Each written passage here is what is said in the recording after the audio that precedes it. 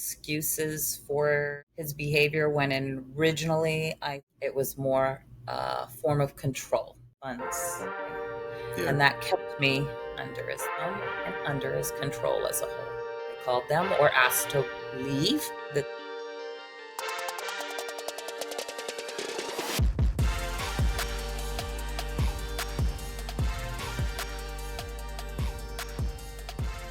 Welcome to the TGW podcast where strength meets purpose and every battle becomes the blueprint for greatness.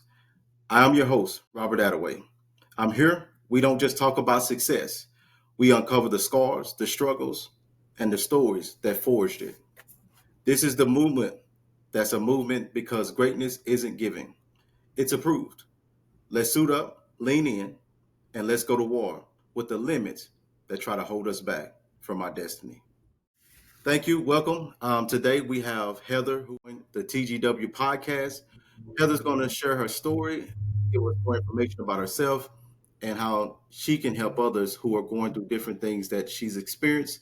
She's going to tell us a lot about herself and how she have been able to get through some of the hardships and struggles in her own life, hoping that it will touch other people's heart, minds, and help them where they're struggling to know that there is a way out and you can truly be successful and heal if you're going through the struggles or whatever you're going through today. Welcome, Heather. Thank you for having me. And Absolutely. amen to that. There is Absolutely. always a way out. Today, again, thank you so much for joining us. I just want you to just tell us a little bit about you, Heather. Tell us a little bit about your story, who you are, where you're from, background a little bit. You don't have to go to, but just a little bit of Gotcha. information. Yep. So I am a single mother to a toddler. I actually have 5 beautiful girls, 29, 20. I am now currently a small business owner, but I went through the struggle that many women go through. And I am now a domestic violence advocate, but I don't like the word survivor. I like thriver, because I am now thriving with a lot of hard work, effort, utilizing as many resources as possible and being patient with the whole process because Rome was not built in a day. Yeah. And the domestic violence situation didn't. So it kind of stacks a foundation of fear and a lot of other barriers that women face to get out. So I'm on the other side now. Great. That's good. That's really good to hear. I'm glad to hear that, Heather. And that's why I thought that, having you on would be instrumental to a movement that I feel like is a movement that not talked enough about. I think that Correct. there's so much to do in this space, and there's so many that I feel like people have kind of just turned against this and just kind of go the opposite way without realizing the true need of people having people like you, myself, and others that can bring the awareness to help people that are truly struggling today. So, so the question I have for you is, can you take us back to the beginning where the early signs in a relationship, that's something that you realized that wasn't right, that helped you kind of start the thought process of I may need to get out of this situation. I realized that I was making a lot of excuses for his behavior when originally I thought it was to protect, look out, and for concern for me and my well being. For example, I would get a job, and then shortly after I got it was they don't appreciate you enough. You work way too hard and they don't compensate you enough. You know, you deserve a raise or a promotion. Maybe you should just leave there and take your time finding something with better pay or better hours or better opportunities for promotion. Sometimes all the above. And I thought it was out of concern for me having better and being able to do better. In reality, when I look behind me, hindsight's 2020, they say. Yep. I realized that it was more a form of control. If I wasn't working, I had no funds. Mhm. If I had no funds, then he had to provide for me. Yeah. And that kept me under his thumb and under his control as a whole. My question to you, Heather, in realizing that, did working or did you just stop? Like, did you continue to work even though you realized what he was doing? Did you continue to work?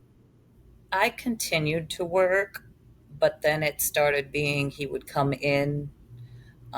He would need to talk to me if he couldn't get me on the cell phone, because originally he'd text me or call me and I'd go in the back. If we weren't busy, I'd take the calls. And I was like, listen, I'm at work. I can't take these calls. I can't answer these text messages. Then it was calling the store, showing up at the store. It went as far as me receiving a text saying I was being too friendly with a customer, a guest. I called all of our customers guests because that's what they were. They chose to come to see us when they could have gone anywhere. And so in customer service, you're to be sociable. You want these people to like you. That's Yeah. your job. You Yeah. want them to come back because they come to the place not only for the food or the but the service that's being provided by the individual. So, people would come because they like you. So they would come on your shift, Yeah. which would make you as a manager or shift lead look better. And the better you look, the more opportunities you have for promotion, more hours, more pay, all of that. I'm no dummy, Yeah. just an outgoing person to begin with, but it was being watched through the windows and like I'm too friendly with a guest, whether mainly it would be the men he would talk to. Mm. He would, well, say that I was being too friendly with, but I treated everybody the same. A man and a woman standing right next to each other. They could have been a married couple, and I'll conversate with both of them with the same energy and personality, but it was an issue. So My question, Heather, is once you realize that, in those type of situations, when you first realized that he wanted to control, how did that make you feel? I'm a very strong willed, sassy type of person naturally and a little on the mouthy side. So at first I kept quiet, but then I started to stand up for myself, and that didn't go well. It became a verbal altercation, insults, put downs, which messes with your brain and your self esteem and your confidence. And so it breaks you down. And the more they can break you down, the more moldable you are to them. Mm. And you become what they want you to be, locked and loaded in their environment, and you're their puppet. So, and I'm processing as you talk about these things, Heather. Was at any time was the police ever called when it got physical? Yes, I called them, Okay. but I live in a small town. And he grew up with a lot of the law enforcement, and he originally was from here, and he's older than me. He was 6 years older than me. And I'm originally from another state, and I was brought here when I was 11, and I moved around a lot. So I didn't know a lot of the police and sheriff around here. So when I would call them, explain what was going on, I'm a very emotional person as well. So I'd be upset, I'd be crying, I'd be loud. I'm a loud, rambunctious person. I was raised in an Italian family, so like Okay. there were 6 kids in the house. We loud. Yeah, yeah. So they would take that as, the police wouldn't take that very well, or the sheriff. Yeah. Kind of take it as I was being combative, and he's very soft spoken towards the outside world Yeah. when it comes to what he does to me. And he would know these people. He grew up with these people. So he would say, listen, she started to get loud and rambunctious, and I tried to calm her down, and then she got combative, and that's how she got hurt. And look, I got scratched up, or I got hit in the confrontation, and I would ultimately end up being the one going to jail, even though I called them or asked to leave the place. Oh, even though like that was the only place I had nowhere else. So it wouldn't matter. I would literally have nowhere to go. So it just came down to I stopped calling for help. I mean, it was so bad. They saw me. Right. The police knew me. Yes. Now, this day, I see them in public and they compliment me. They say they're proud of me and that I'm no longer in that situation. And most women don't get out, and I got out, and I'm doing so well. And they're very happy for me. And Yeah. I've made amends with, the whole circumstance, and they clearly see my efforts, Right. which is validating Right. is the word I'm looking for. Validating, Right. very. Yes. Now, going through that, Heather, do you feel like there was at any point, was there organizations that, that you ever thought about when you was kind of going through that difficult situation? Was there organizations that were at your fingertips that you could have reached out to, for There guidance? were, but it was more out of fear of the unknown. Okay. Rules that you were unsure of what they would be, them having room, it being on record. There's a lot of fears that go in with that. Yeah. Um, and then, there's a time span that you're allowed to be there. And if you don't find a better circumstance, you have to leave. Yeah. So where do you have to go? Yes. Nowhere but back to where you came from, him. Mm. And if you put that on record and you leave and he really doesn't want you to leave because he loses control and doesn't know what's going on and stuff like that. So he's he makes it hard. You almost have to beg and grovel and be that quiet, soft spoken, yes, sir, Yeah. and put up with this stuff and be on your best behavior Yeah. in order to have what you thought was a Right. safe place to go to because it's Right. better than the streets. Yes. And Yes. in reality, it's It's not. not. It's Hmm. not. The next question I have for you, Heather, is many victims feel trapped for years. What kept you in the relationships, and what kinds of fears or barriers did you face in leaving? So I did write notes on a lot of the information, and the barriers and the fears are, excuse me. Oh, so the barriers and the fears are like not having money, not having any stability, not having anybody to go back to feed you, to house you, to do any of the basic necessities that you need. And there's very limited resources out there. Again, fear of the unknown, so people don't really like to reach out to them. And a lot of them say, we don't have funding, we don't have room, we don't have this, we don't have that. I truly believe that there needs to be a community effort to put more vested into programs like these because there are so many women out there Yes. and many of them are with children, and the ones with children stay because they don't want to break up the family home. Yeah. They don't want their children on the street. They Yeah. don't want their children hungry. Yeah.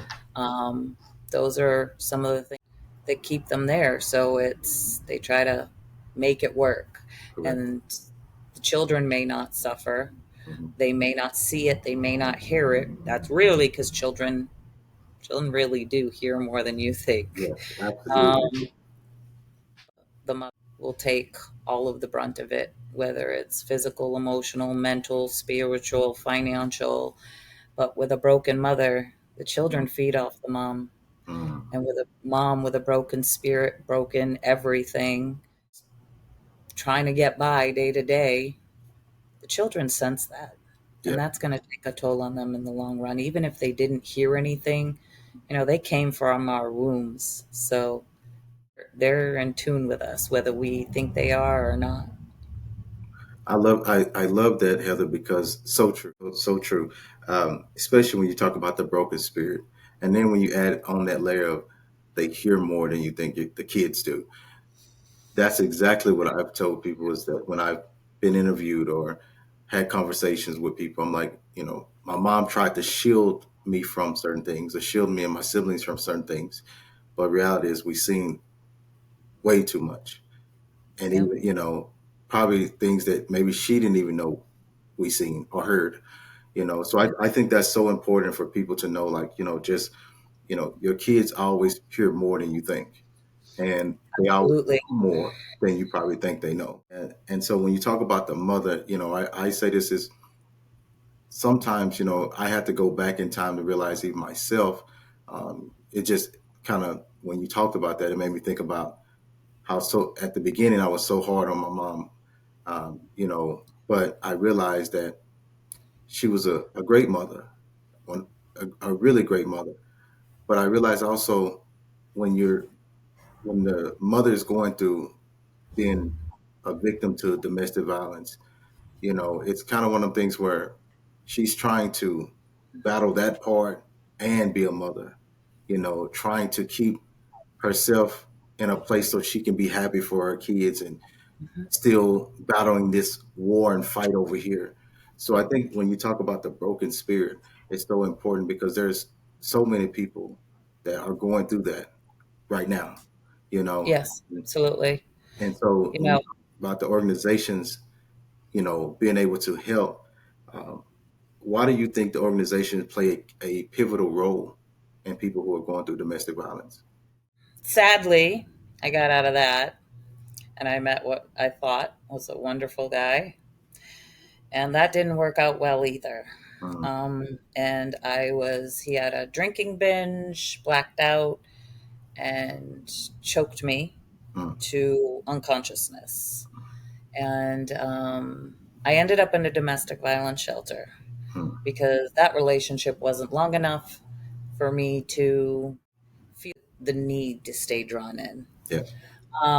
So it was easy for me to make that choice. And so I didn't care about putting it on record. I didn't care about what anybody thought or anything. I just went and I got accepted. They had room. Um, there was a time limit on it, and it gave me a safe place. And then I was proactive because I knew my time was coming to an end and there was no funding for housing at the time. But I had done all the things that they had asked me to do. So I proactively called other shelters and I found one that would accept me when my time ran out at the one I was at. So I went to the next shelter.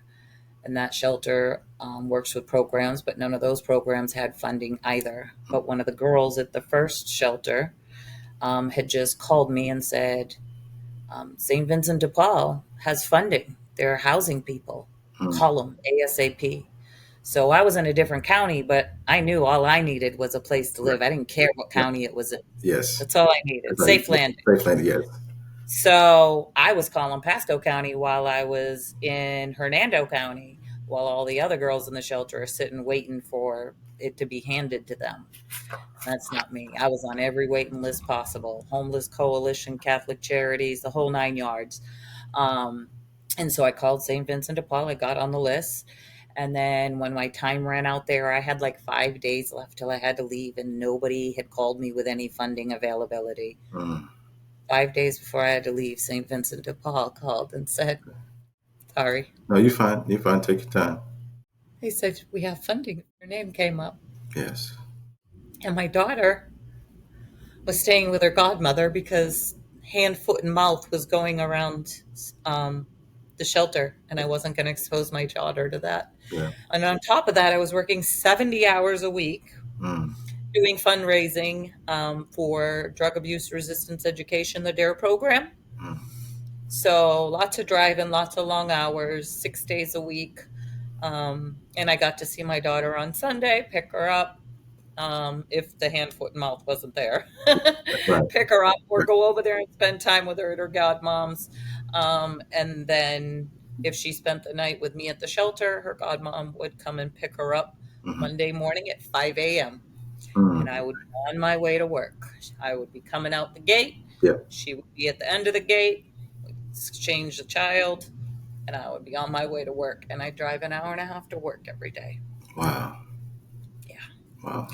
So here I am. It's Right. not fancy, Right. but it's mine. That's right. Yes. And I've been in it for 2.5 years now. Yes. And we live in a beautiful, quiet country area. Yes. There's only a couple of neighbors. We have a huge, like 50-acre cow pasture behind us, Okay. big Okay. yard. Yes. Yes. So it's peaceful here. Beautiful. And of Yes. course, being a domestic violence survivor, Yes. thriver, Yes. I have cameras inside and outside of my Yes. house. Yes. Places like Fort Knox. Yeah. Yes. Yes. But you say something, Heather, and I think about that as you're talking. it's so crazy how sometimes we go back and talk about things. Even when I had um, the speaking engagement of talking about my mom and how it affected us as kids growing up, and just kind of like that emotion that you felt. I felt that emotion, like it just, going Hmm. back and thinking about that. I'm like, man, it just comes up, thinking about what you had to go through and overcome. And Wash, rinse, repeat now, autopilot, like we yes, talked about a yes, while ago. yes, Autopilot, and that doesn't allow you to feel the emotions of what yes, you went through, or mhm, to or focus on all the steps that it took to get here, or how mhm, long it took me to get here. It just makes you focus on the present and enjoying the present moment and the peace that you have and the serenity and the tranquility. Next day, what's yeah, going to happen the next day? mhm, I literally have wash, rinse, repeat. My day is mhm, very predictable, and then sprinkled in are some fun activities. mhm.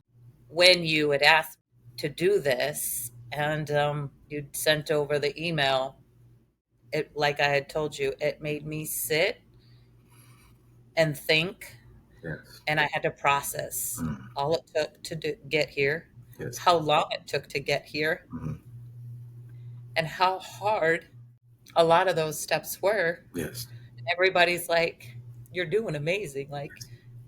yes, Like you're great. Like you made it look so easy." mhm, I don't know how. Probably because I spent many nights in the shower crying, yeah, or taking hot Epsom baths, yes, or crying in the car when I'm alone. yes, Um, but God got me here for a reason, and I know that yes, He is not going to allow me to fail, because it took 4 years total worth of work, and I was trying to get out before that. I was right, with her father for 6 years. right, So it started at about year two. I started thinking about, I don't like this. yeah, But it was just really hard to leave because yes, there was no funds, no safety net, no yes, nothing. yes, And then eventually, just, I got pregnant. And the incident when I got pregnant, that I had told you about, yeah, that's what really did it for me. yes. I love, and the one thing I think I want to just kind of go back just a step, and when we talk about the peace, is that when you go through all the stuff you've went through, and I think about my mom, and I think about the stuff my siblings, what we've had to go through, and hearing your story too, is you get to a point where you just want to find peace at Yes. any way possible, however it looks. It doesn't matter if it looks different than somebody else, whether just you. Because I always tell people all the time, like, you can have a big house and have no peace, and somebody got a small house and have Mhm. much peace, and you like, man, they got a small house, but I'm like, you don't know how much peace that person may have in that house. You don't know how much peace. My goodness, when you find it, you're not trying. Yeah, a house is a house, Yes, but a home is a place that has peace and tranquility, yes, and it doesn't matter what a house looks like, yes. because you can make any house a Any home. high school, yeah, And the big thing is, a mom, backtracking a little bit, yep, a mom will continue to try to pour yes, from herself, yes. but you can't really effectively pour into others from an empty cup. Mm, yes, That's my favorite yes, saying. You yes. can't pour into somebody else from an empty cup, Mm, because if you have nothing left to give and you yes, don't take care of yourself, whatever you try to give is not going to be as effective as you think it is. So you may be trying to pour into your children, mhm, but you're not being effective at it, yeah, even though you have good intentions, mm, because they see that it doesn't feel loving, it doesn't feel cared for, it just feels like it's an obligation. They're yes, doing it because they have to do it. yes, And that's where some kids have that feeling talking to others, mhm, that, like, yeah, mom did this and mom did that, but like, I don't really feel like mom really wanted us or cared, yes, or like we were a problem, yes, like yes, yes, right, hmm, yes, yes. How did you experience? How well, did your experience, confidence, or how did this my experience sense affect of your sense of knowledge self that worth or I used to be identifying? married. at the time. And we owned a house. We had a half an acre of land. We had 3 horses, 6 cars, quite a few intermittent portions of our marriage. My ex-husband was not working, um, and I was able to provide. Me working, providing, and then I'd come home and I'd do the wifely duties because Okay. he didn't help with the dishes. He didn't watch my kids. They had to go Mm, to my mother's. yeah. Um, Even though he was home all day, he didn't do the laundry. He didn't bathe the Yeah. kids. He didn't tuck them in. He didn't read them their bedtime story. He didn't cook dinner. So I'd have to go to work or pull doubles to provide and then come home, tend to the children, and then many times have to get up really early in the morning to go to a shift. So I'd only get a few hours worth of sleep because after I tend to the kids, then I got to eat. I got to finish the laundry. I got to get their school stuff ready. Or stuff ready to take them to my mom's. Then I had to do I need this hot shower. I need this hot bath. I need to kick my feet up on the couch and just watch a little bit of TV or read a book or journal in my journal. So if I could do that then, even though I was essentially an empty cup, I was holding it together. I didn't feel like I could. I was so afraid that if I left, Yeah. I wouldn't do it. I wouldn't be able to do it. I'd fail. And if I failed, I needed to know that because he would always say, if you go, don't come back asking me for help because I'm not going to be here. Mm,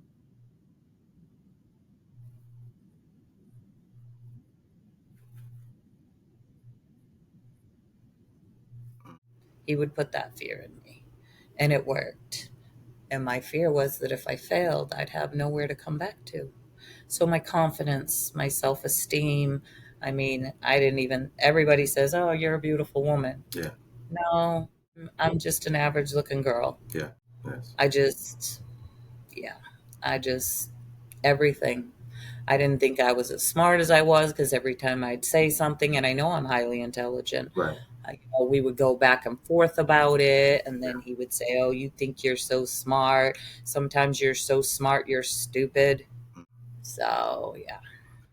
I kind of want to kind of go into some things, some questions in this, kind of what you talked about, like all the extra stuff you have to do on top of working. Yeah. Heather, do you feel like there was any issues with him? Like, was there any issues with, like, who was his role models? What he did it was his parents together? Did he experience things growing up? And He not. doesn't know his brother.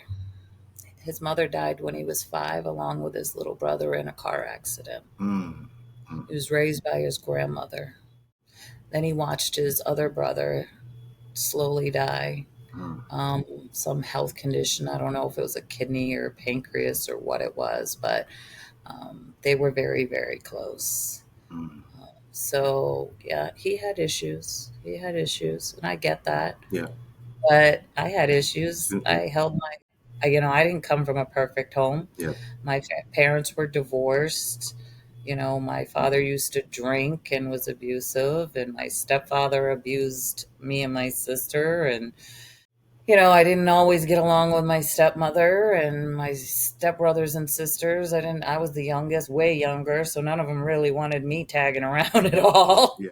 And then my mother had 2 younger children. They're like, I don't know, I'm 79 and they're 85 and 86 years. Yeah. So they're significantly younger than me. I Yeah. mean, so they were kind of like, now then I felt like I knew how my older Right. brothers and sisters was like. They're cute when they're little, but then when they want to follow you around and do stuff with you, Yeah. it's like, no, go away. Yes. Play with each other. At least you guys had each other. It was just me. Yes. And, I got married in 2010 Yeah. in December, and by May I had found out we were going to have our first child, and we were told that he would never live. Mm, When would I want to have my abortion? yeah. And Mm, it was my only boy, and I decided that they didn't have enough fluid in my stomach. Well, doctors aren't perfect. God is. yes. And only he knows what's going on. So if their equipment can't give an exact yes for sure this Right. is wrong. They were Mm. like, we think we see this, Yeah. and it's really hard because there's no fluid for the waves to bounce off of, but we know he's not going to be born alive, and if he Right. does, he's going to die very shortly after, Mm. so, or you're going to be carrying almost as, and giving birth to a Right. child that's deceased essentially. Yes. And I just decided God chose me to be this little boy's mother for a reason, Yeah. and I'm gonna do right by him. Yeah. And they don't know for sure. Yeah. And he could come out with little issues. He could Right. come out with a lot of issues, Yeah. or he could come out with none. Yes. Yeah. And he was born at 34 weeks. Mm. Um, he lived 59 minutes, long enough for them to clean him up, clean me up, Mhm. intubate him, put him in my arms after calling me to the NICU. Mm. He took his breath. I told him his sisters and his grandparents and I and father were so excited he was here. Yeah. And they all couldn't wait to meet him. Yeah. And I saw he was struggling to breathe. So I looked at him and I said, son, if you're tired, go home to God. Go home. And the second I finished that sentence, he took his last breath and never took another breath again. I looked up at the nurses and somebody took a picture. I don't know who did it. And it was the moment I looked up and I looked at him and I said, he's gone, isn't he? And they said, we don't know. And they came over and they listened and they said, you knew the moment your son took his last breath was the moment he left his body. And we're pretty sure he waited to give you permission, for you to give him permission to die, because he never should have lived this long. He Wow. died like twice in labor. Wow. So that's my only boy. So if I can get through that as a mother, Mother. Yes. and then mother two more children on top of the two that I had previously, Yes. and then go through a divorce and my children being ripped from me, and then abusive relationship for 6 years, and then get pregnant and have a minor stroke. There are issues, but you can work through them, whether it's therapy Yes. or things that bring peace to you. Yes. It's all possible. Yes. Yes. It's healing. That's a lot, Heather. That's definitely a lot, and that's why we do these things here. That's why we do, because it's those stories, right? It's those stories that connect with people that can say, "Hey, you know what? If she can, I can." So if she can say how she's went through this or he went through this, and they can get through it, then I can figure this stuff out too, and I can get through it too. It's that's why I live by just I always tell people just being a warrior. A warrior. We have emotions, we have feelings, we go through ups and downs too. But a warrior, we don't just lay down. We're gonna keep fighting. We're gonna keep Mhm. pressing. We're gonna keep fighting, and we're gonna keep trusting in God to guide us through the valley. We're not gonna stop. We're gonna keep going through the valley. Even when it's dark, we know if we keep walking and we keep going, the light will shine somewhere. We'll see it somewhere. And your story, that of what you experienced as a mother, obviously I would never know that feeling. But coming from a mother, I can only imagine that type of emotion you felt that day. Me seeing my mom lose a child, when he was 14, I can only imagine how she felt when she had to go identify his body at the lake, and the strength that it takes to overcome those things and keep pressing on top of everything else. I It know. wasn't easy, Yeah. and it took me years Yes. to heal. Yes. And I'm healed now, but like healing isn't ever going to be whole when No. it's a child. I'll tell you No. that right now. Yes. People always say it'll get better. It'll get better, but then it'll get bad again, and then it'll get better, and then it'll get bad. Yes. And there are some years I'm happy and I celebrate his birthday and we have a Yes. birthday party and, all of that. Yes. But then there are years that I still celebrate his birthday because of the girls, his sisters, so they know their brother, Yes. and celebrate him. But their day, Right. so I'm not on camera, I'm Yeah. not in the photos, and I just go through the motions Yeah. for my children. Yes. So he is never forgotten because he never walked out of that hospital. So the only people that know he ever existed are the people I tell him about. Mm. the people that were there with us. Yes. Yes. Yeah, So, that's just again it just shows me that, on top of when you just think that there's no way out, when you think that the, there's no light, you're in a room, it's dark, it's a way out. I've seen it with my mother. I've seen it, that's what I was, that's what keeps me going is her fight, seeing her always, God will show you the light. He'll give yep, it to you. And when I listen to your story and see you talking and doing amazing things, away from this camera, pushing, even though we all still struggle and all still in a fight and battling something, but just to get up, and say, I can today, I will today, and press for a better day than what we had yesterday. You're doing that, Heather. You are doing that. Even though you may have your bad days, you still get up. You, there. for all of us, that's why I love transparency, and I love being authentic with people. I tell people, like, I say all the time, like I said, I'm not trying to be famous. I said that's not the goal. I can care less about that. What I care about is people in the tribe that's saying, "Hey, we're going to be authentic. We're going to keep it real, and we really want to inspire and help people." And that's what it's about. And just hearing your story, the fight that you continue to do, I mean, it actually is motivating to me to say, listen, bro, she can go through all that. So even when you having bad days and you feel like maybe, I don't know if I want to get up today. Listen, I'll tell you the trick. Yeah. I've rebuilt my life to accommodate. First, it started with accommodating my daughter's schedule because I Yes. didn't have anybody there. I made my circle very small. I didn't talk to a lot of family. There was a lot of chaos, so I cut out any negative energy. Yes. So it was just me and her against the world. And so I opened a business. I didn't even know if I could do it, but I did it. Wow.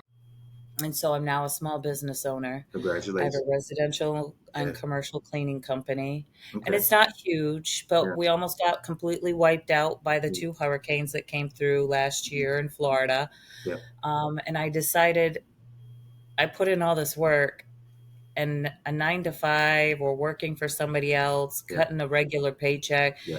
If my kid gets sick and they tell me I have to come in, I can't come in if she can't go to school. So, Yeah. like, I'm going to quit, Yeah. fire me, quit. I Yeah. don't care. Like, I'm going to choose my kid. This is just the way it Yes. is.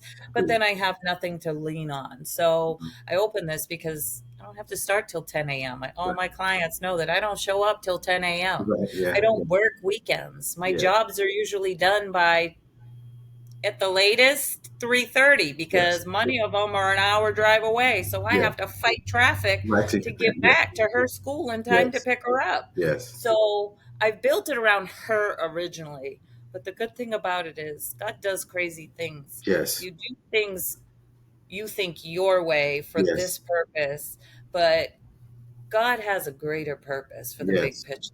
Yeah. And I've realized that He gave me the strength to, I built it once, Yeah. I can build it again bigger and Yeah. better. Come on. Yeah. So it's come slowly bigger and better. But Yes. that being said, the days that are hard for me, because I also have health issues, I have fibromyalgia. So there are days that if I'm stressed or I'm sick or I lift too much Yeah. or whatever, the weather's, I literally try to get out of bed Right.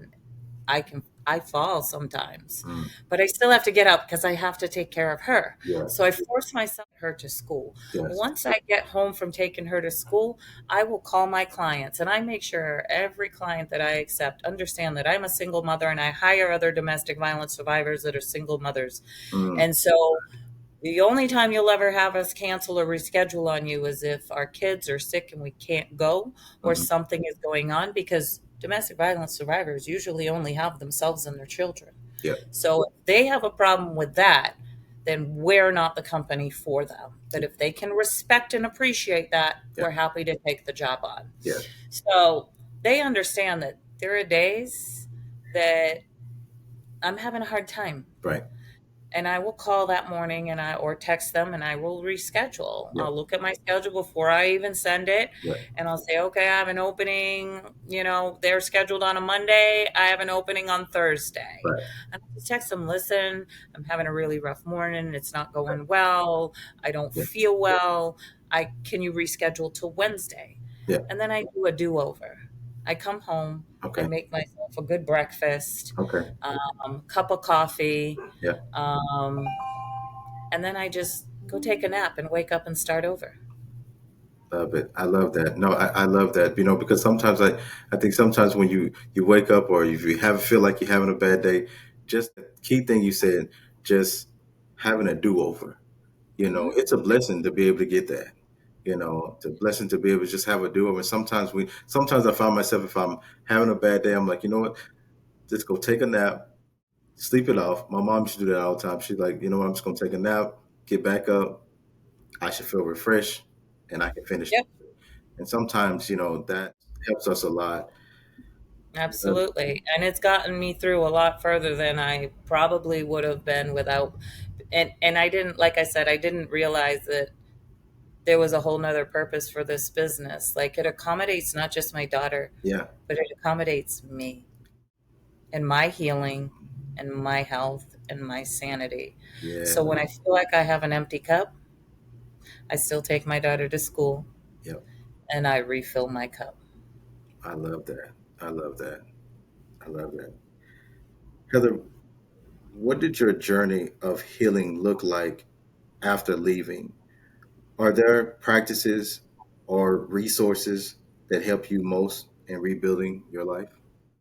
So the way I recovered, so I just spoke briefly on it. When I was 4 months pregnant, I didn't feel well, and I called her father and told him something was wrong. I didn't feel well, and he said he'd be right over. And a couple hours later, I wake up on the floor, and my dog wouldn't let me back up, so he clearly sensed something. And then when he finally let me up. I kind of felt off. So when I felt well enough to drive, I drove to the hospital. I still kept trying to text him and call him. No answer, no response. Come to find out, after they do all their little exam, they said that it's appeared that I had a minor stroke. Mm.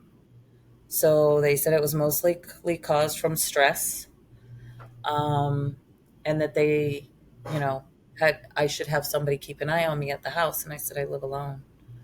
I said, and I can't count on her father clearly because he'd be right there. Yeah, This was like 18 hours later that I finally got a hold of him. 18 hours.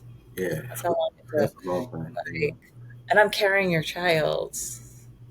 But either way, so they said, well, we highly recommend like you not living alone. If there's any way you can like figure that out, Yeah, because if this happens again, it could be worse. yeah, So I made a call to a friend of mine, and she said, listen, come out here. We have 15 acres. It's quiet. It's in the country. It's beautiful. You're not alone. It's me, my daughter, yeah, my fiance. There's deer in our backyard in the morning, for yeah, crying out loud. Um, so my dog and I moved there. And my dog had a playmate because she had a service dog, and we ended up turning my dog into a service dog. We okay. got lots of land to run around Yeah, on. We got to see the deer in the morning, yeah, sunsets in the evening. I got yeah, to sit on the porch and absorb the sunlight. yeah. I was an hour away from him, so Mhm. I couldn't communicate with him like that. I Right. couldn't just show up. He couldn't just show up. Yeah, And I just really got back into the word yeah, and you know, reconnecting with them. I mean, I had a relationship with them, but right. it became more intense then Yeah, because it could have been so much so worse. much worse. So much worse.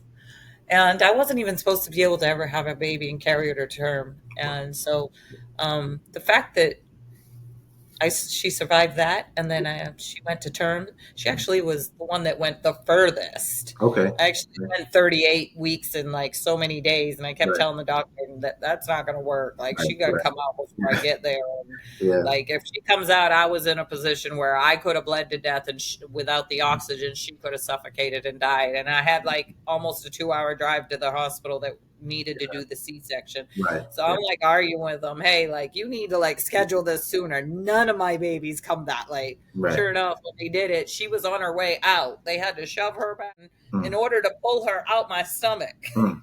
Right. So, but that's how I basically reconnected. I had peace. I had, I opened up and just told the truth about what was going on. Mm. I had to tell somebody Yeah. because not only did my life depend on it, but my child's life depended on it. Right. And she welcomed me with open arms. And, it was just, it was like a whole new world. Like back when I was a child, I was always raised on a horse farm. There weren't horses there, Right. but it was that same peace that I don't know how to explain it. It's Yeah. just, you could just sit still and be. And be, yes. Yes. There's no buzzing, no name calling. Mm. There's no get up and do this. There's no hurry. I literally just got to be present. Yes. Yes. If there was one misunderstanding about domestic violence that you wish more people understood, what would it be? That domestic violence is physical. It is. Yeah. That's not all it is.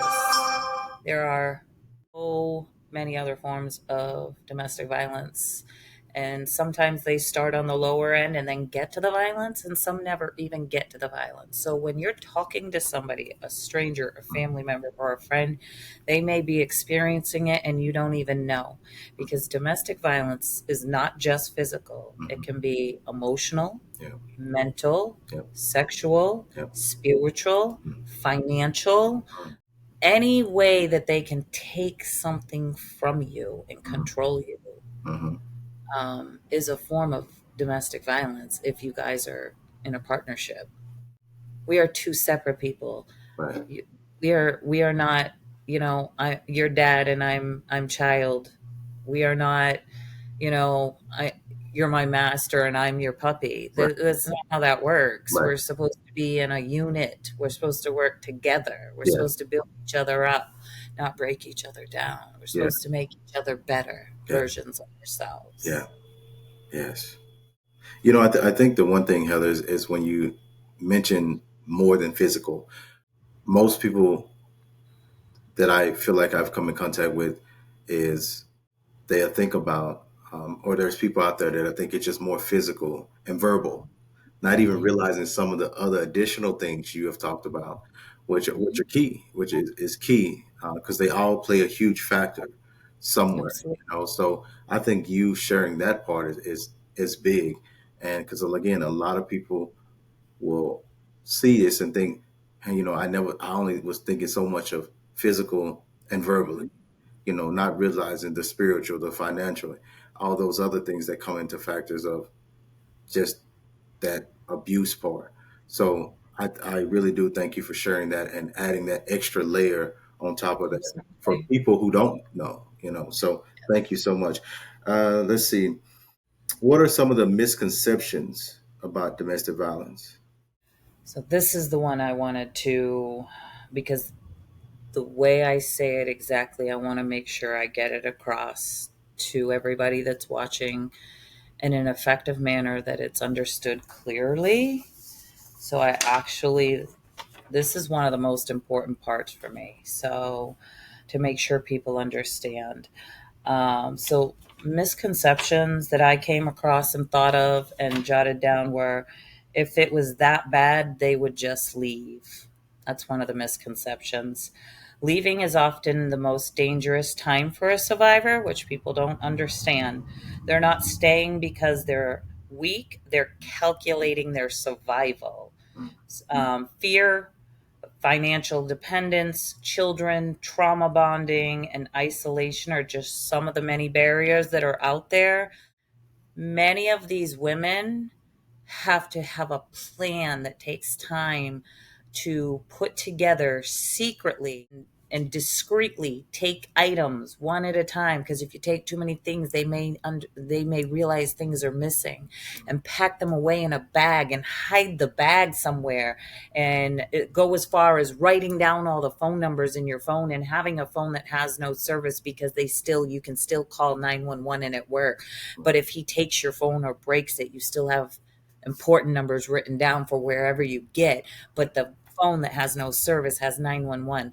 I mean, birth certificates, social security numbers, even saving a couple dollars stashed away little by little. Some women, say, oh, I just bought a cup of coffee. But in reality, they took that money so they could put it away, so they would have it. Like, people don't understand, like, this is a weird analogy. Well, like robber's plan, a plan to rob a bank. Yeah. Yeah. Many of these women need to plan to get away and get away safe. It doesn't happen overnight. Yeah. Sometimes it takes months, sometimes it takes years. And even when they've got everything together, many of them, when it comes down to it, are too afraid to do it. But if that bag that they made, that safety survival bag, gets found, in many women's situation, it could mean a life-threatening situation if the partner finds it. In reality, that could end with a loss of life. I've seen it. I've heard it. Like, I haven't seen it physically in person, but I've seen videos. I've seen police, news things. Right. I've talked to other women Right. who have seen it. I've seen that. So that's one of them. The other one, it only happens to a certain type of person. Yeah. Domestic violence does not discriminate. It affects people of all ages, races, genders, religions, sexual orientations, income levels, and educational backgrounds. Yes. I have a college degree. I'm smart. Right. In one of the domestic violence houses I was in, Yeah. there was a man in there. He was a victim. So it's rare, but Right. it does Does happen. Yeah. So people need to understand that. Like, it doesn't mean, oh, they're the poor people, they're the unwed mothers, they're the troublemakers, they're the druggies. And many times the ones that are on drugs are on the drugs to cope with what they're going through. Yeah. It's a numbing mechanism. That, or their partner is on drugs, so that is a form that the partner uses to control the woman by getting her on the drugs. Right. Because she's not going to leave somebody that provides her with what she now has a fixation for. Another one is abusers are always easy to spot. Angry, aggressive, and scary. Let me tell you something. Right. That is not true. Yeah. Yes. Talk to him, Heather. Talk to him. Many abusers are charming, they're respectful, and they're very well liked in public. It's the abuse that happens behind closed doors or near people that they're comfortable with, that won't tell their business, that they're, many of them have narcissistic traits or are narcissists. So to everybody else, they know how to act right. They're sweet, they're charming, they're polite, they're respectful, they're highly intelligent. Yeah. But it's when you get home and you close that door that the other side comes out. And when these people out here don't see what you see daily, and you try to tell them, and these people are like, oh, he doesn't seem like that. I've never seen him like that. Yeah. That's like, I love it when people say, oh, well, I work with him and he's a really good guy. Right. He would never do that. Yeah. Yep.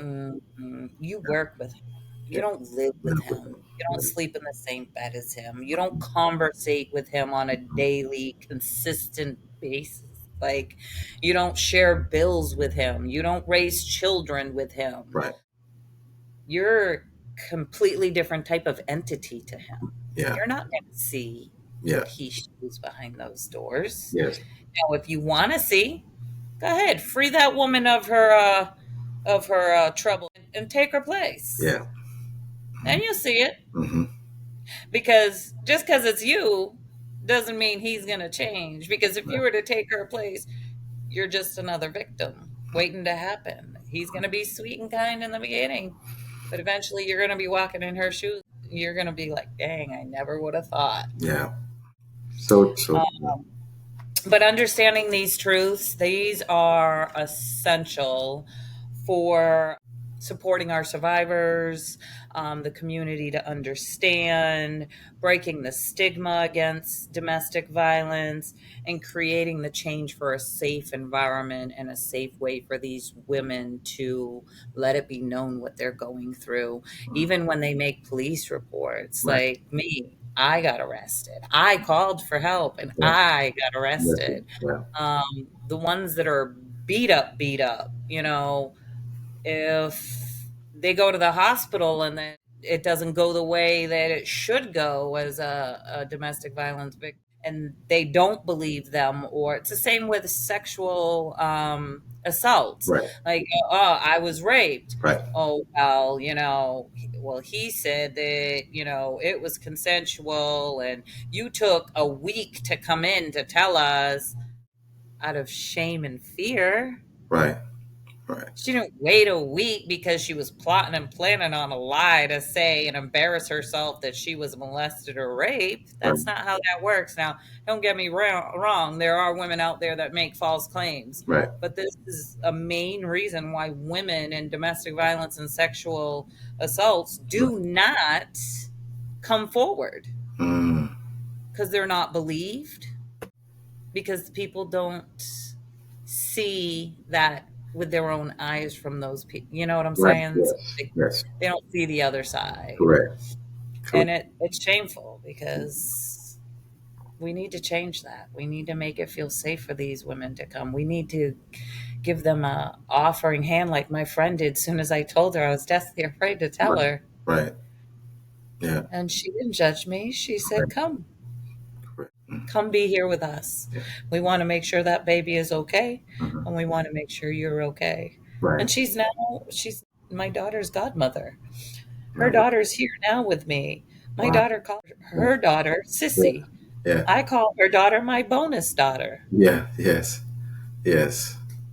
Yes. So, And you know, we need that, Heather. We definitely we need, when you talk about those stories, so that, that's what people need to hear.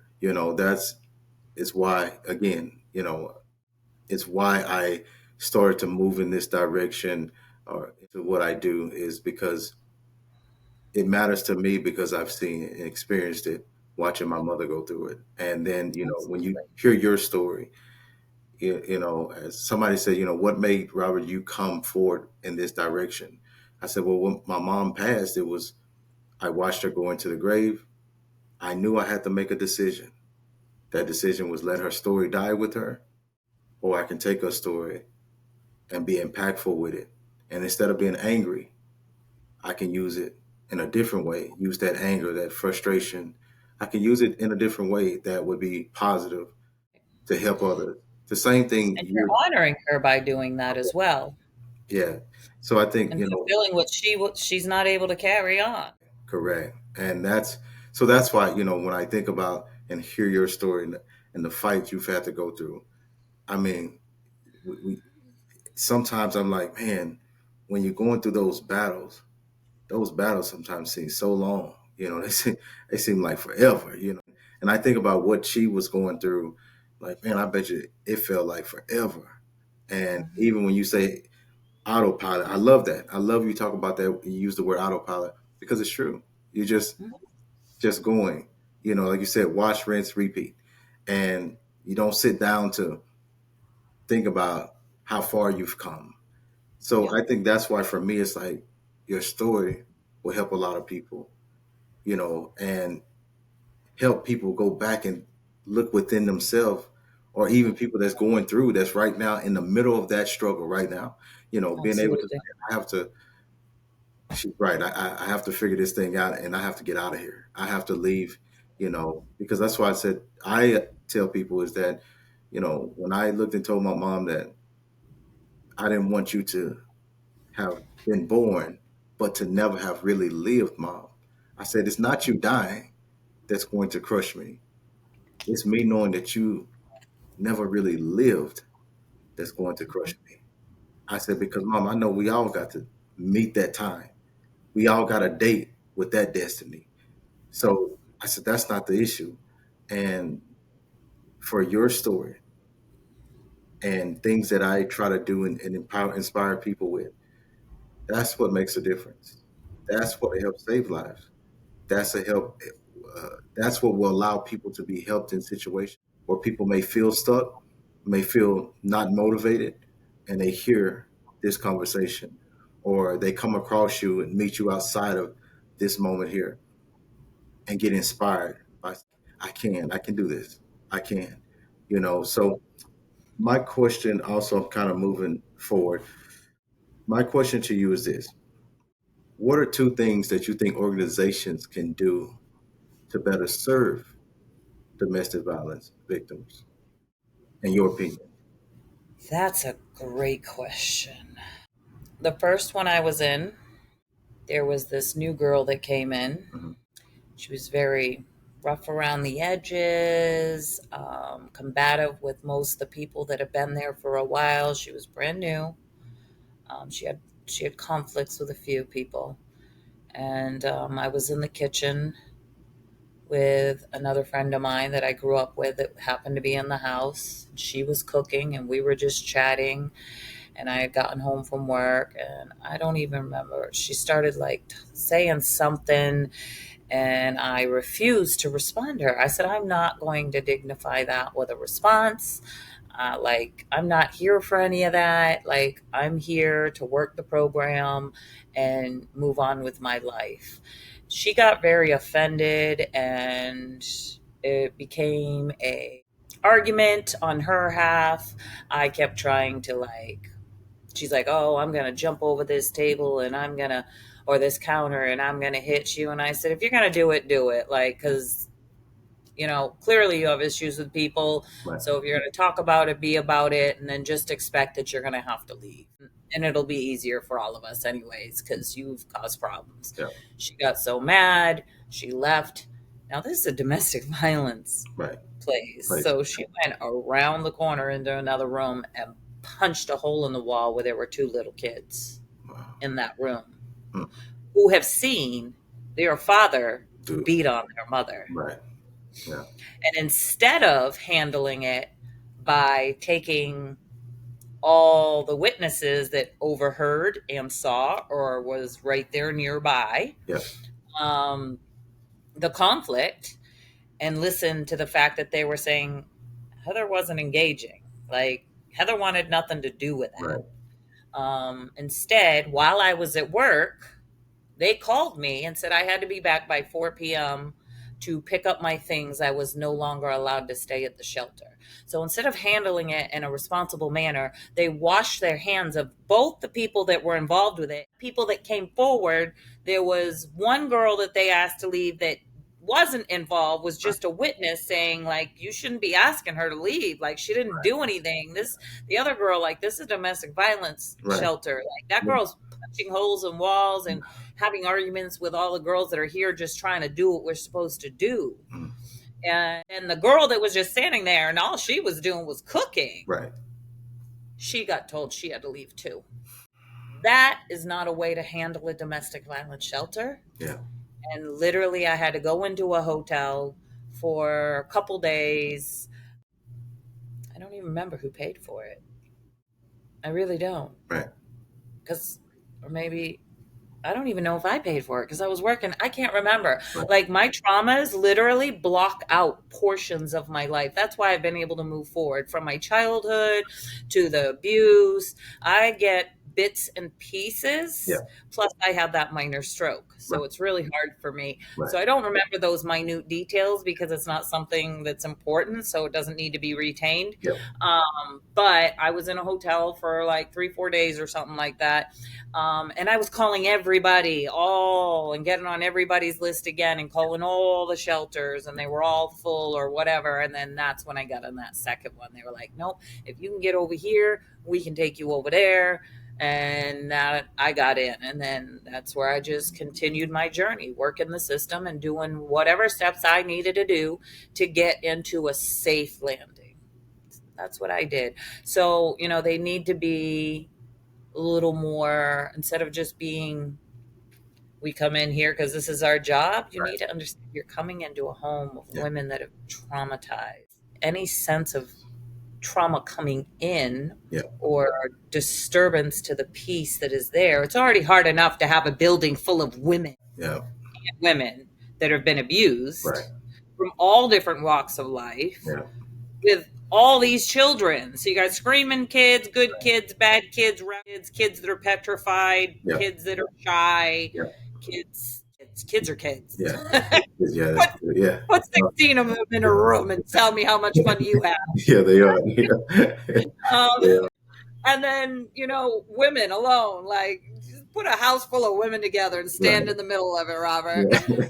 Tell me how long you want to be there. Oh Um, man. they just need to take that into consideration and be Yeah. a little more protective of the individuals that are there, are taking advantage of the program. Yes. They're not abusers. They're Yeah. saying they're abused in Yeah. order to get in so they have a roof over their head when they're really just homeless. Right. I get being homeless with children, but Yeah. the domestic violence shelters itself Yeah. are to protect and provide for domestic violence Yes. survivors. And they're not going to be survivors Right. if they're put out on the street, because where are they going to go? Right. Yeah. Right back to Two. who they were supposed to be surviving from. So you put them back in the depths of the pits, putting their lives at risk and those children. Yeah. So it's like the kids that are put in foster care. Right. The homes aren't screened or checked properly, Yeah. or aren't checked regularly. Yeah. And then these kids come up and they're emaciated, or they're dead, or they're drowned, or they're run over by a car because they were out in the street, Yeah. or they're abused and petrified and beaten and don't speak. Yeah. Because the caseworkers have such a large caseload that they don't get a chance to get to everybody. And when they get calls, they kind of just go in. They don't go back as often as they should. Like, we're the forgotten ones. Like, it's not that we don't want to be safe and move forward and be productive people, Right. and good providers. Yeah. It's that we're not given the resources after we've been taken. And it's not like we walked in and go, he looks like he'll be a really good abuser. Let me move in with him. Right. And control my life. Right. And put my life and my children's life at risk, or put my life at risk and have children with him. Right. That's what I want to do when I grow up. Right. Like, they go in because these men are charming. Right. And then once they're locked in and they got the control, then it starts to come out and come out and come out and come out. And by then, they're trapped. Yeah. And society to have a productive way to get out and be safe, be believed, and be heard. They need to be heard. So that's one of the issues I notice personally. I'm not saying that goes on in all shelters, right. But it shouldn't go on at all. Agree. I definitely agree with that. And that's why, that's why I said, just your opinion, because that, that's your experience. And there might be some shelters that do it totally different, but I'm sure if it happens at one shelter, it's happened at another shelter before as well. So, my next question for you, Heather, is this. There are some people out there that are going through that fight now. There's people that are struggling. If you looking into the camera now, when they watch this, what would you say to them where they feel helpless, they feel hopeless, they feel like there is no way out, they feel like they want to give up? What words would you give those individuals right now? That's a good one. Find a domestic violence advocate. I don't care if they're online. I don't care if it's Robert. I don't care if you reach out to Robert and ask him how to get a hold of me. I'm only based out of Florida, so I can only help in the Tampa Bay area, but there's somebody out there, because the shelters and the programs out there, they literally have so many requests that it's kind of like it's not as effective. If they don't have room and they don't have resources, that's that.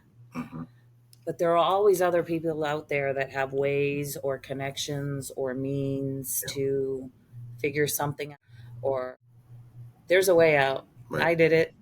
I didn't give up, so don't give up. And I can tell you this, it wasn't easy. It wasn't always fun, but it's better on this side. I promise you it's better on this side. And if I can do it, there isn't a single one of you that can't do it. Because not only did I do it through everything that you heard, but when I first left, I was down that rabbit hole of the using the drugs because I needed to numb the loss of my children that were taken from me in the divorce, because I had a house fire that was purposely set in an attempt to kill me. I survived that. That part wasn't told either. So listen, I've had every obstacle possible thrown at me. And I'm here. Lean on God, find your resources, find your people. You have to cut what is comfortable to you out, because what you're living in now is comfortable to you because it's not healthy and it's all you know. My circle is very small. Very few people know where I live, but my life is good. I own my own business. It's successful. I'm helping other domestic violence victims by doing a different few things, through my business, through this podcast. My TikTok page shares my story and communicates with other survivors. And people constantly message me, do you have a resource for this and that and this and that? Do you know where I can call or where I can talk to? And eventually you'll get there. And the best part is I've made amends and reconciliation with a lot of people, including the law enforcement, a DCF caseworker, and some other people in my lives. And God's working real hard in my life. And I see it, I feel it, and I love it. Yes. Yeah. And I'm being rewarded with being able to go for the first time out west in December, right before Christmas, for 5 days as a gift. Wow. It was gifted to me. Yes. So when you put in the hard work and just remember, a habit takes 30 days of doing it consistently over and over. So when I say I do it on autopilot, it's because I had to push myself for those 30 days and then those 60 days. Once you get to 90 days, you're on autopilot. You just do the same thing over and over and over. And it's like, before you know it, you look back, like I was telling Robert, and wow, I did all that. I can't believe that was over 4.5 years, maybe even more. But consistently for almost 4 years, I've been putting in work because I was 4 months pregnant, and she's going to be 3, 2 days after Christmas. But it doesn't seem that long. Right. It doesn't seem that long. And I did it. And people helped, but they wouldn't have helped if I didn't put in the work. So they see me putting in the work, or if I went out there looking for the resources. So I didn't have a lot of the help that Robert and I are saying is out there, and I'm more than willing to offer to you if you reach out with whatever we have. It's that simple. You just have to find the right people. Focus on you. Focus on your kids. And if you can't do it for yourself, do it for your babies. You want them to have the best life possible. So if it's not good enough for them, if they were walking in your shoes and you would say, I would beat his butt, then it's not good enough for your kids. If you wouldn't be okay with them walking in your shoes and putting up with what you're putting up with, it's not good enough for you for either. So get out. Find a way. It's possible. And it's better on this side. Thank you so much, Heather. Thank you for delivering that, Mighty, and it will help. It will help people. Your story will help people, and as you continue on the journey of going forward and allowing God to lead you in the direction God is leading, like I said, on that autopilot, and then we connect with people who we tell our story to, and they start thinking like, man, like this person has went through a lot. And sometimes, even though we know we went through a lot, we don't spend enough time thinking about, man, God has brought me a mighty long way. Yeah. And I could easily be on the other side. Hmm. You, And you're going to realize that you're eventually going to start building your boundaries, yeah, and you're going to start realizing there's things, excuse my mouth, there's crap that you won't tolerate or yeah, put up with anymore. mhm, And you'll be like, yeah, peace, peace. And peace. it'll give you this Yes, the first couple times you do it, you're going to be like, wow, yeah, like I just told them, "Huh, yeah, that's not okay. yeah, I'm not doing that. And you're not going to talk to me or treat me like that," mm, and walk away and go somewhere safe that you've built. mm, Like that is the most gratifying feeling. yes, It was like, now I'm in control. I have a say. And then you're going to start realizing that you're real picky once your circle is small, and then you're able to build those boundaries. yeah, Automatically, you're going to be like, you're going to see qualities in people that you're like, nope, you're an acquaintance. You're not my friend. yeah, And I surely don't want a relationship with you, yeah, because that's not good enough for me. yes, I'm not willing to accept that. yes. I do. I love that. I love what I love most is the fight. And I love the fight, and I love that the listening and trusting God to continue to guide you into better Mhm. situations for you and Absolutely. your daughter. That's huge. And you've inspired me, Heather, just on this call. You've inspired me to continue to press even harder than, some things I do struggle with. We all struggle, but I'm always looking for that extra motivation, that extra Right. inspiration for somebody. And hearing your story, what you've went through, is definitely inspiring for me. And it's going to be inspiring for others. And this is why I wanted to do the call, because this what you have went through, the experience that you've went through. I talk about it so much, when I talk to domestic violence organization, the cause, the fight, it's not talked about enough.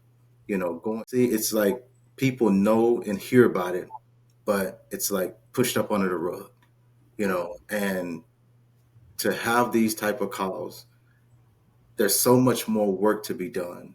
There's so much more work to be done, not just for helping victims, but even in the organizations, the Mhm. resources that are needed. Absolutely. So I think just the resources alone, and this is why I have become an advocate because of me getting to know people like you, Heather, hearing your story. People will hear your story. Me meeting people in organizations, meeting other domestic violence survivors or victims or thrivers, you know, Right. it's it's helped me understand that it needs to be all hands on deck. Hmm. It's not just Absolutely. the victims who need help, it's the organizations who need the resource to supply the right type of help, you know. Right. So I think for me, this is uh, this is such a blessing to be able to. It's an honor to have you on the call. It's an honor to be able to hear your story, hear how you've been able to overcome some of the obstacles that you've been faced with, and then be able to share that with the world, share that with people that needs to hear this, share that with people who are really struggling today, with so much happening today. So if they're already going through that on top of everything else, that's a lot of heavy weightlifting. So just to be able to hear your story is, like I said, I'm honored to be able to have you on the call. I'm honored for the time we've spent, talking about what you've been able to overcome and how domestic violence has affected you and how you've been able to find your way and journey through the healing of that. So thank you Absolutely. so much, Heather, for that. And Thank you for having me. I appreciate it. I'm honored absolutely, that you asked. absolutely. And before we close off, is there anything left that you want to say? No, just there's help out there. Find it, reach for it, don't give up. And I know a lot of women going through this feel like God gave up on them. God's there, He's watching. He has a timing for everything. Just believe that He'll pull you through it and give your trust and faith in Him. And He brought me to where I am. He brought me to where I am. And I didn't build a relationship with him like I believed in him, but I thought he forgot about me. Why me? Why is he letting this happen to me? But when I left, my relationship got stronger. And day by day, everything got easier and easier and easier. And the harder I worked, the more blessings he gave me. So, again, don't give up on yourself. Don't give up on God. There are people out there that want to help you. Let them help you. Thank you so much, Heather. I want to leave you all with this. Feel the pain of change or feel the pain of remaining the same. Thank you for tuning in to the TGW podcast. I'll see you guys soon. Thank you.